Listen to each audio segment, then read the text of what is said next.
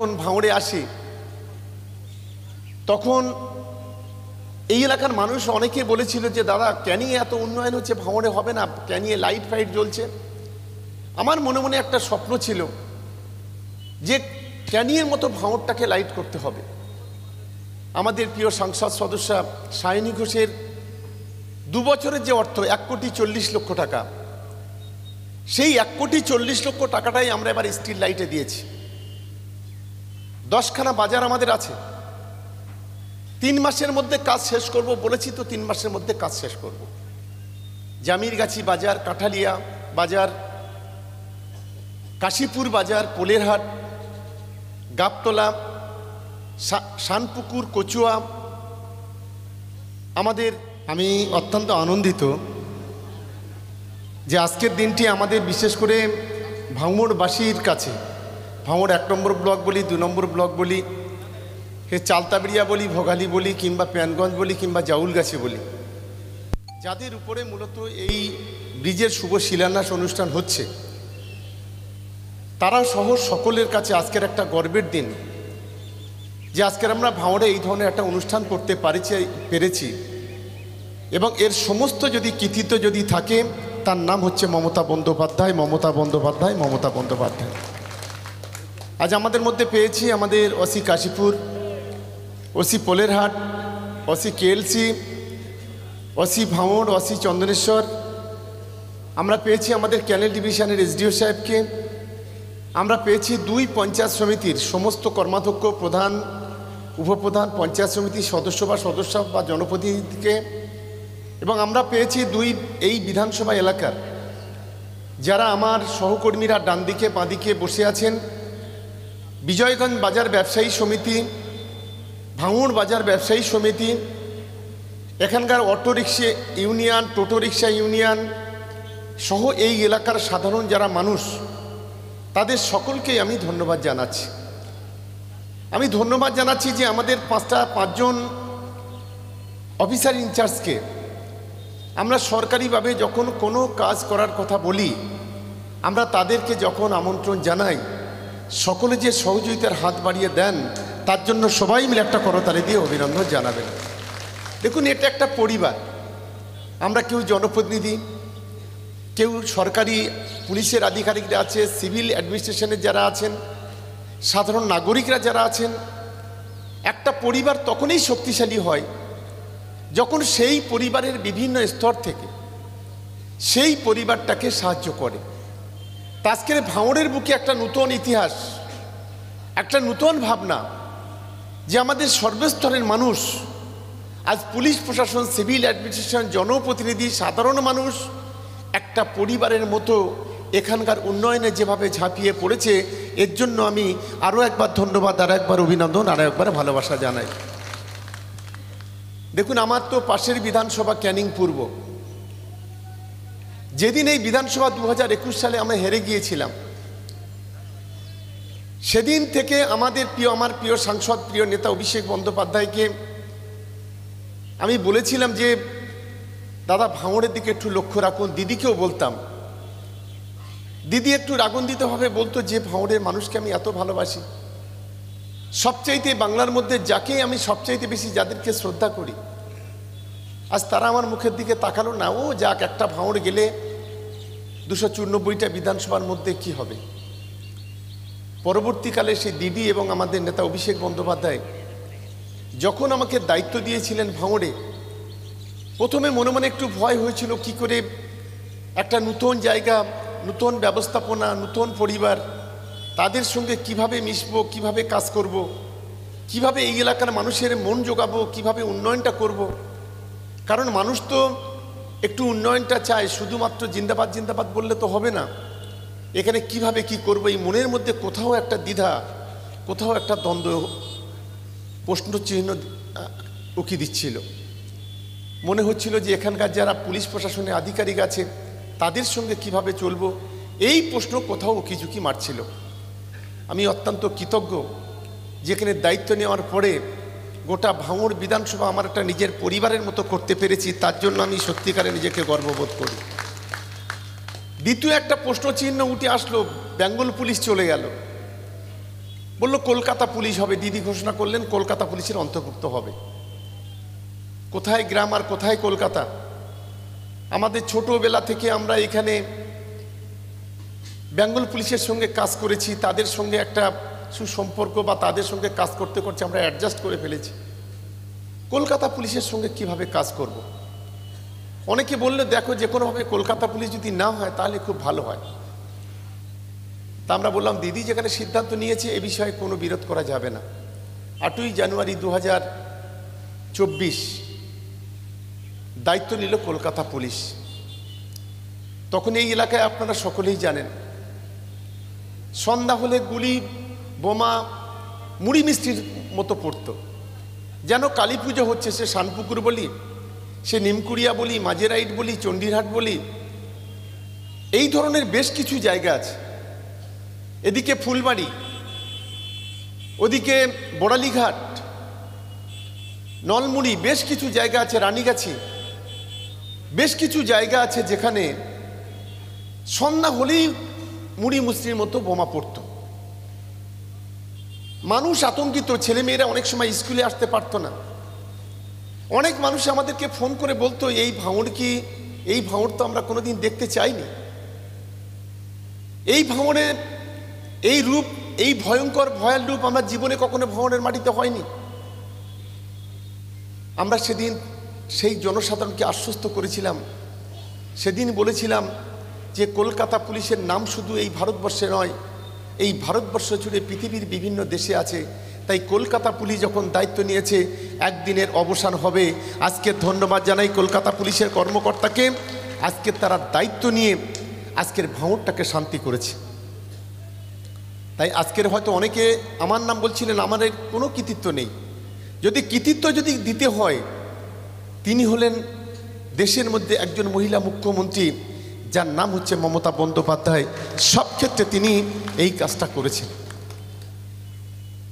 আপনারা আরও শুনলে খুশি হবেন যে এই ভাঙড় এনকেডি এর আন্ডারে খুব তাড়াতাড়ি চলে আসবে। যেমন নিউ টাউন কলকাতা যে অথরিটি ডেভেলপমেন্ট, এই ভাঙড় আমাদের প্রিয় মুখ্যমন্ত্রী মমতা বন্দ্যোপাধ্যায় তিনি ইতিমধ্যে তার প্রসেসটা শুরু করেছেন। তাদের আমাদের যে দিদির যে পরামর্শদাতা আলাপন বন্দ্যোপাধ্যায় এবং আরও যারা আধিকারিকরা আছেন তাদের কাছ থেকে আমরা শুনেছি বিভিন্ন সূত্র মারফত যে এখানে এই ভাঙড়টাকে এনকেডি এর আন্ডারে নিয়ে আসার জন্য। এই এনকেডি এর আন্ডারে নিয়ে আসলে কি হবে, এই এলাকার দিকে তাকাতে হবে না। নিউ টাউনের মতো গোটা গ্রাম থেকে শহর, আধা শহর, বাজারঘাট সব জায়গায় বাতি জ্বলবে। নিউ টাউনের মতো প্রতিটি জায়গায় অলিতে গলিতে পিচের রাস্তা, কংক্রিটের রাস্তা হবে। ভাঙড়ের অর্থনৈতিকভাবে ভাঙড় শক্তিশালী হবে, যে প্রতিটা ক্ষেত্রে ডেভেলপমেন্ট হবে।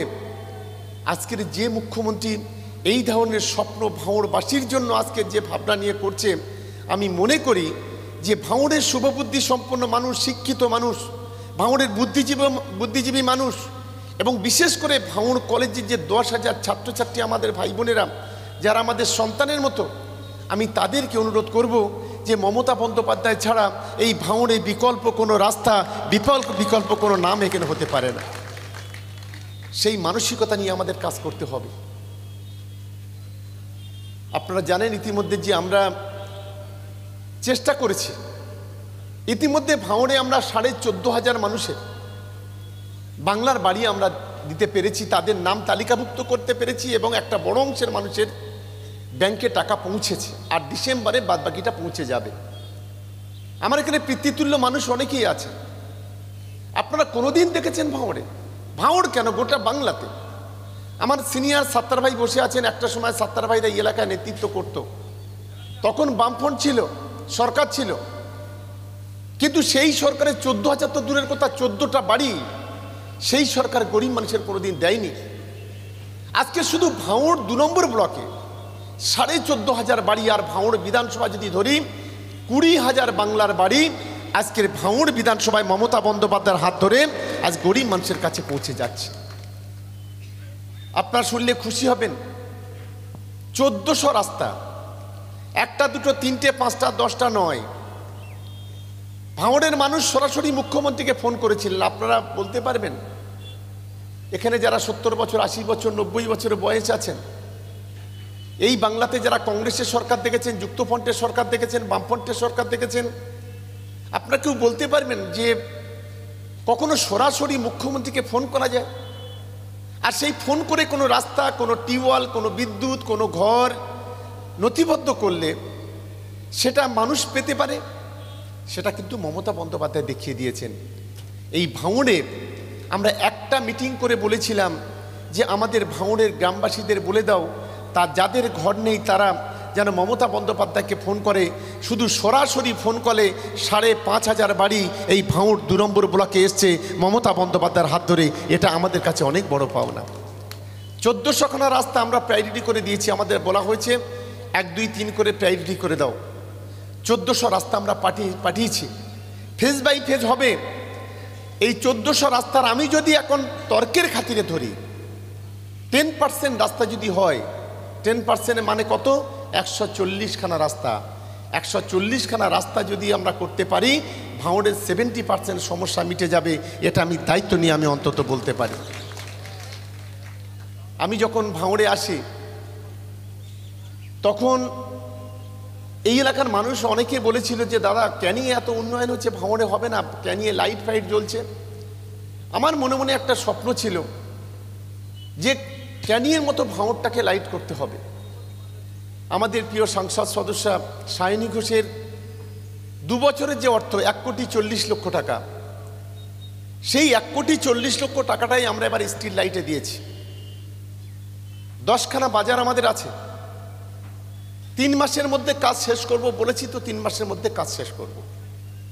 জামিরগাছি বাজার, কাঠালিয়া বাজার, কাশীপুর বাজার, পোলেরহাট, গাবতলা, শানপুকুর, কচুয়া,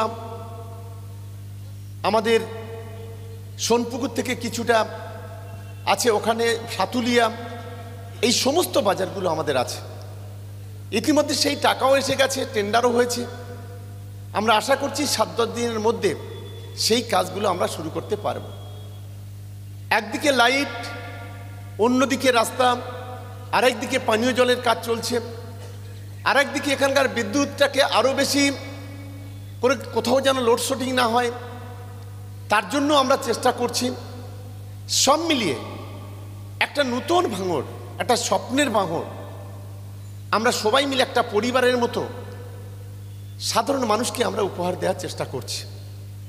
যোগ্য সহায়তা দিচ্ছেন আমাদের সিভিল অ্যাডমিনিস্ট্রেশন যারা বিডিও সাহেব আছেন, আমাদের বড়বাবুরা আছেন, ডিসি সাহেব আছেন, এসি সাহেবরা যারা আছেন, তারা পূর্ণাঙ্গ সহযোগিতা করছেন। আমি সকলের কাছে অনুরোধ করছি যে আমরা ধাপ্পা চিটিংবাজ নই, মানুষের সঙ্গে প্রতারণা করতে পারি না। 2021 সালে যারা মানুষের সঙ্গে বড় বড় স্বপ্ন দেখিয়েছিল, ভাঙড়বাসীকে সেদিন অনেক এমন স্বপ্ন দেখেছিল যে রাতারাতি ভাঙড় বোধহয় নিউ টাউন হয়ে যাবে। তারা স্বপ্ন দেখেছিল যে পিজির মতো বড় বোধহয় হসপিটাল এই বোধহয় ভাঙড়ের মাটিতে করে দেবেন। তারা কিন্তু কোনো প্রতিশ্রুতি রাখতে পারেনি, বিনিময়ে তারা ভাঙড়কে অশান্তি করেছে। আমি তাই আপনাদের কাছে অনুরোধ করব যে আগামী দিনে ভাঙড়কে শান্ত রাখার দায়িত্ব যেমন পুলিশ প্রশাসনের, তেমনি আমাদের।